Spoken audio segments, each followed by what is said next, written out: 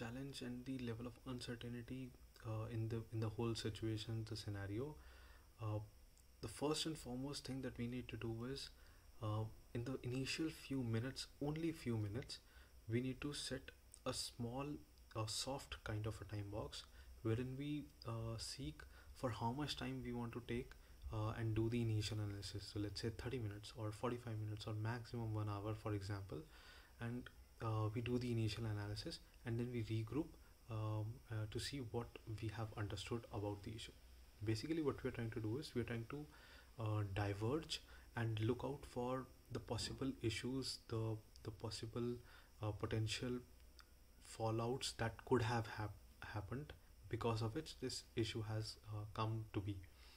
Once that 1 hour or that soft time box happens, we again come back, we regroup, maybe on a whiteboard or just a blank text pad also works. We try and note all the all the potential issues that the team was able to identify in that short time period. Once that is done, we try and go to the next phase, which is uh, what is the solution that they think can be for these approaches. So for example, if the certificate has been expired on the IIS, if the database structure has been modified, if for example the server was down, if there can be some information that can be retrieved from the logs, so we can request logs to the ops team. If whatever is the need of the hour, we try and put those next steps on the board, and then we try and ask uh, who is the best person who can pick these approach and move from that point onwards. Once that is finalized, we go back to our desk, to our workstations, and then we take, let's say, 2 hours, for example, this time a bigger time box, to look into the uh, detailed reason why that could have happened. If in between we need to talk, of course we can talk and communicate.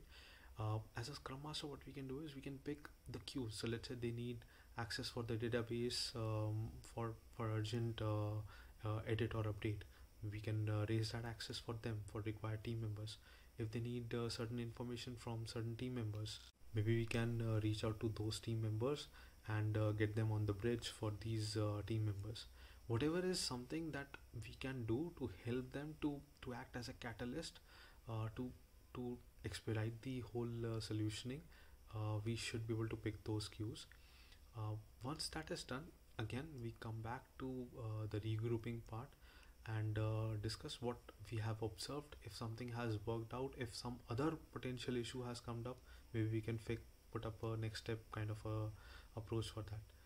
Basically, what I'm trying to suggest is uh, diverge into the possible issues and then converge if those are actually the issues or not. If not, again we go back to diverging, and then again we come back to understanding if those solutioning have actually worked or not. In between, as scrum masters, what we can do is, our first strength is communication. So what we can do is we can draft mails, maybe inform the stakeholders, be it in the management side or the customer sides, on need to know basis, and then put the same discussion in brief as a summary to these people. Of course, there would be counter questions, there would be heat, there would be escalations that would happen. That's something we should be doing as a shield to our team. And then again, whenever there is something, a message that needs to be passed on from stakeholders, again customers, management, whoever, back to the team, we should be the person who would be the POCs for that. In between, maybe we can use our networking skills, uh, catch hold of an expert or an technical person who might be an outside person to the team, within our organization, of course, and then get them on the bridge or somehow connect them to our team. Maybe they can share an insight that these people are not able to think. So that's how, that these are a few ideas that we can try and practice. And uh, the important part here is support them in front of the stakeholders, within the groupings, and motivate them that if we keep on looking, we would surely find options, and keep the approaches, the owners, visible at all time, so that it should not happen that duplicity is happening, multiple people are looking into the same thing, or no one is looking into one of the approaches that some person has suggested. So those are a few things that we can do. Hello friends, so for this week question, the question is, team is facing a difficult technical challenges. How would you facilitate problem solving process? There is a kind of challenge which is high level of uncertainty to solve the issue.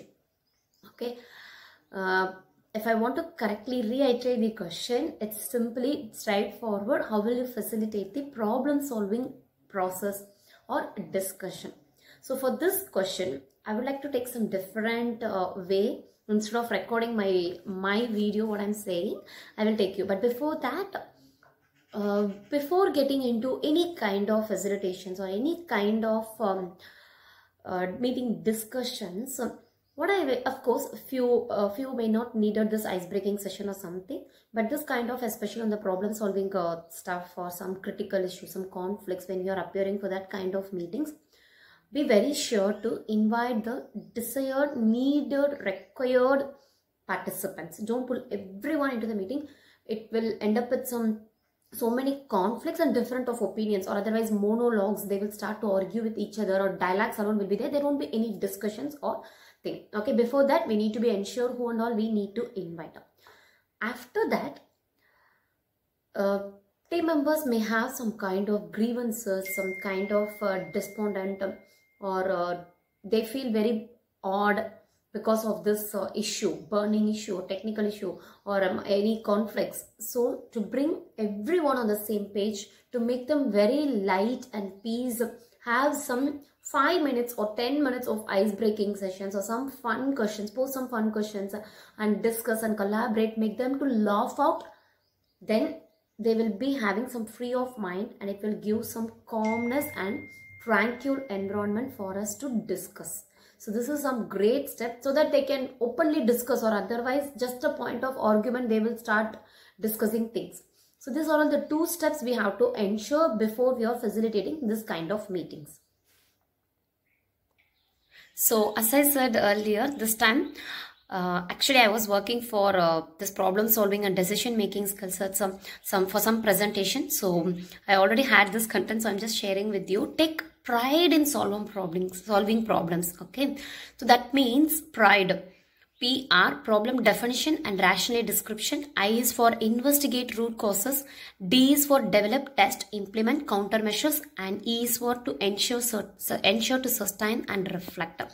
Okay, so the well-defined problem is half solved. That is one great statement always shared by so many coaches. Okay, so the problem definition should be very proper. We need to identify what is a real problem and stakeholder. That is how we start to facilitate the meeting.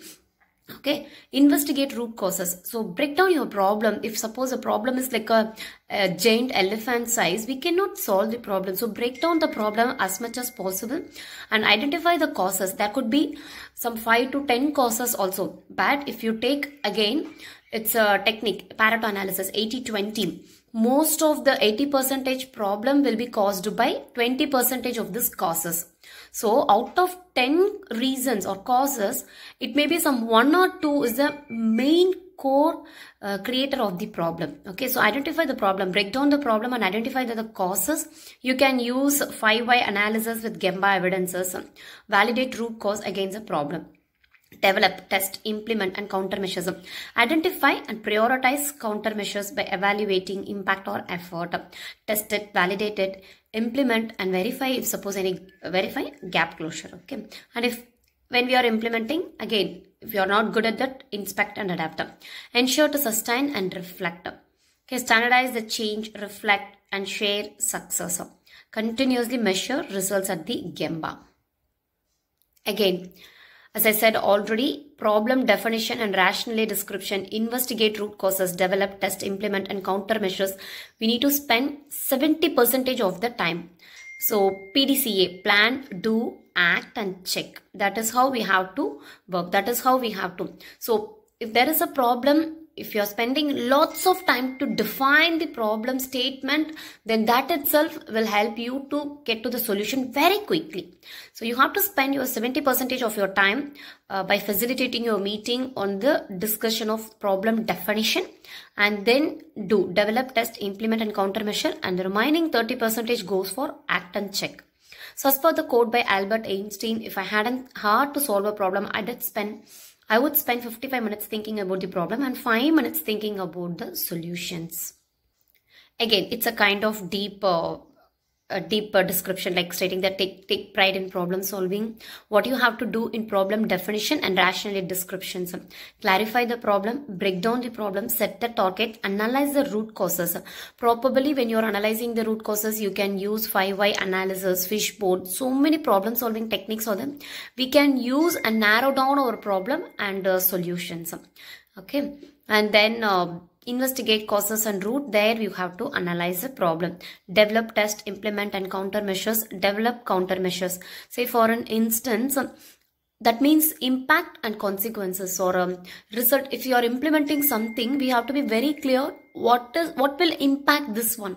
Or if you are implementing this one, will it be a good solution to the customer or will it bring any other consequences? So that is so-called critical thinking. That way also we have to think before we are implementing some solutions to the stakeholders. So implement countermeasures and then ensure to sustain and reflect, measure both results and process, standardize success. Okay, so this is how we can facilitate our meeting. So always be proud as a Scrum Master and take pride in solving problems of your team and team members. Thank you so much for this wonderful question. Hello friends, and I'm here with part 2 of the question. Team is facing a difficult technical challenges. How you as a Scrum Master will facilitate the problem solving process. So this kind of technical issues go along with problem solving plus troubleshooting technique. In the first part of video, I explained how we can approach this problem solving techniques. Now I'm going to discuss about what is the issue my team has faced and what is the problem shooting techniques we tried in that time. Okay, so in my previous organization we had a requirement to have some mirroring database. Okay, it's like we had so many data, and then during the weekends the production server has to be get backed up, and we need to keep the backup, and then we have to bring the new data, and everything should be merged and calculated based on the thing. We need to up the production database on or before Monday morning. So for this process we implemented some concepts so-called mirroring database, taking the backup stuff and all. Okay, to improve the performance of the team or not a team, to improve the performance of the database on the server and the users. Okay, so on the contrary, we faced a lot of challenge. That mirroring part took more than 24 hours, so that it's like instead of improving the performance and saving the time, it became very ulta. We were not sure what to do, the approach what we spent and the hours and the time what we spent for the last few weeks. It was like everything is like up in the air now. Okay, so this was a situation we faced. Then as a part of this troubleshooting issues, for that discussion we brought expertised persons and the key DB database or administrators and few architectures, everyone into the place, and we started to discuss how we can do. And with everyone we implemented the technique so called coding dijo. Probably everyone might have heard this. So that means all together will implement some kind of solutions in a single system, that is so called coding dijo. So we tried, sorry, not dijo, dojo, coding dojo. So we tried that, and we incorporated or articulated a few methods and tables and stored procedures, that kind of functions. We tried to solve it all together, sat and we fixed it. So this is how we implemented. Apart from this coding dojo, we can try for paired work Okay, if suppose there is some kind of technical issues, if you are implementing something new, this is a kind of new requirement, new enhancement we got up. So we proposed this approach and we tried to work on this approach, but somehow unfortunately we failed. Instead of improving the performance, yes, it was working fine for some time. So we assumed that okay, it is working very fine and it is good. But at one point we realized this is a failure approach. Like few examples in the market in the real-time industries. Okay, so that is how it also went wrong, and that coding dojo technique really helped us to improve the performance. Of course, over a period we completely withdrawn this mirroring concept and implemented some other different styles and approach. Apart from this, collective code ownership, that is also one thing we can try, and refactoring, coding, paired work, these are all the techniques you could have tried to troubleshoot your issues, and as a team we can fix this issue. Okay, so before getting into this, we have to analyze, we have to work on the PDCA problem solving techniques to identify the problem and the root cause of the problem. What is a major cause out of the root cause is causing this issue? This kind of works and all we can use problem solving techniques. Okay, thank you. Hello everyone. So today's question is, team is facing a difficult technical challenge and there is high uncertainty about how to solve it. For example, CI/CD implementation is not done correctly, which results in high in performance issues. So how would you as a Scrum Master facilitate team's problem solving process and help them to navigate this uncertainty? So, first of all, let's see what is problem solving. Problem solving is the process of finding a way or finding a solution for a specific issue. So, uh, so to solve any problem, first we have to identify the root cause of it. So to identify the problem that needs to be solved, we can ask questions and find out the exact scenarios or the problems, or find out the exact identify the exact problem that we have to solve. So to identify the problems, we can ask questions. For example, first of all, we start with who is involved with this problem, who is most affected by this issue. The other question that we can ask is what. So what is happening with this issue, and what is the extent of this issue. The other third question that we can ask is where. So where did this problem takes place, and does this problem affect anything immediate in the immediate area. The fourth question that we can ask is when, and when this did this problem happen. The other question that we can ask is how is it affecting workflows, and how it is affecting the team members productivity. So considering an example of CI/CD implementation, how we can apply this problem solving process is like, first of all, who is affected is basically, who is involved in this problem is DevOps team, as it is a CI/CD implementation, and the developers. So we require a DevOps team and developers. And like what? So what happens? CI/CD pipeline is breakdown somewhere, or it's like CI/CD request is getting failed. So this is the answer of what. The other question is where. Like where did this problem takes place, and how this problem gets affect, and like does this problem affect anything in immediate area. So yes, this problem is affecting immediately in the performance, we can say. And where did this problem takes place is basically in Jenkins pipelines.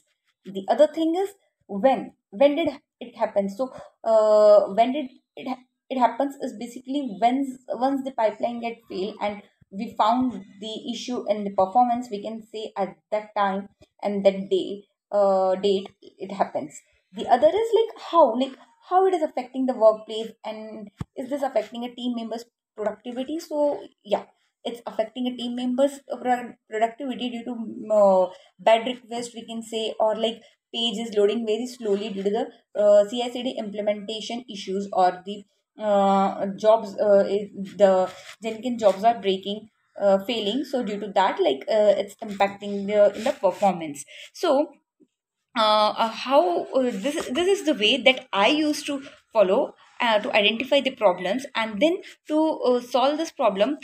What we can do is basically we can identify the correct persons that are involved in this discussions. We can, what we can do is basically we can identify the correct correct participants for the meeting, and as a scrum master will facilitate the meeting and get the right people in the room, because everyone has a different perspective. So it's better to identify the right people for the meeting and invite them, and make sure like the right persons are present in the meeting. And we can after that we can basically discuss the 5 whys, why this happens and what is the root cause of this, and we can get and how we can solve this. Because everyone is having a different perspective. So if the group is too small, you may not get enough different perspective to effectively solve a problem. If the group is too large, you can go round and round during the ideation stage, and you cannot come to a proper conclusion. So it's better like we should invite a right person and right persons in the meeting, and find the root cause of the problem, and see like how quickly we can resolve the issue, so that it will not impact the immediate areas and the productivity. Thank you. So this week question is, e- team is facing a major technical issue and which in result is having performance issues as well. So you as a scrum master, how would you facilitate here? Fine. I will start with, say, like there are challenges, and everybody's life there are some challenges or issues which we are facing. So to overcome it, we should not run away with the challenges. Rather, we should dive into those challenges, into those issues, and make sure we are overcoming it. So how would you solve these technical issues which have occurred? I will sit with my team members. I will ask them, don't get panic. The issues have occurred. We will work together and resolve it. We will do the RCA of the issues, why the issues has come, or what is the major root cause. Now, if the issue is a big one, we will try to break down into smaller one and then work on it accordingly. These issues can be of several things. It can be because the team did not get sufficient time to work on it. So we need to build confidence and give them more time. Sometimes we help in doing internet-based research. So it depends on what is the skill of the leader or what kind of problem it is. So coming together, all of this, we need to resolve it. One example which I want to give is like, there was an issue, a performance issue had occurred in a live application. It was an offer module for a banking application. The offers was supposed to be rolled out for part of the customers, but in production it got rolled out to many customers. The CEO of the company came to the team and asked why it is being rolled out to some of the customers. Now the CEO had changed the plan because he had started seeing the more number of likes and more number of downloads of those things, of those app, and he has started generating or the company started generating more revenue. So what would you do here? So what me as a scrum master did is like, we had went into a call. We discussed like what we need to do is like, we need to increase the load. So we did the load testing. We involved all of our team members. We did the RCA, and we told the CEO that we will be deploying the we'll be doing the performance testing plus the load testing, and we'll be deploying it again in the next weekend, so that the issues will be getting resolved and we will be seeing more number of clicks. The CEO came, he did the analysis, and he came up saying like it needs to be resolved and deployed within 2 days. So we did again. We as a team member again did the RCA, and then we work again throughout and deployed it within 2 days. So this is one of the challenges which we had faced in the past, and we did it only by doing the proper analysis, by breaking down the problems and working together. So make sure every time you have to collaborate with your team members in a efficient manner. There should not be like one team member is running away with the problem, the other team member is not working on the issues. It should not be like this. So everybody needs to work together and make sure we are doing the RCA and we are able to resolve the impediments or resolve the issues together in a collaborative manner.